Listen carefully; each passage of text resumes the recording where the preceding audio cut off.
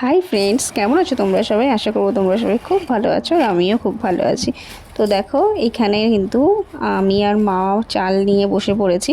আসলে এখন ভাজা হবে মুড়ি, আর আমরা না বাজার থেকে মুড়ি কিনে খাই না, আমরা সাধারণত বাজার থেকে চালটা কিনে নিয়ে এসে বাড়িতেই বানিয়ে নিই। আর এই যে যে কড়াই দেখছো, এর মধ্যে কিন্তু বালি নয়, এটা কিন্তু নুন। বাজারে যে কম দামি নুন কিনতে পাওয়া যায়, সেই নুনটাই কিনে নিয়ে এসে মা এখানে গরম করতে বসিয়েছে। নুনটাকে কিন্তু ভালোভাবে গরম করে নিতে হবে। তো দেখো, এখানে কিন্তু নুনটা ভালোভাবে গরম হয়ে গেছে। এবার মা দিয়ে দেবে চাল।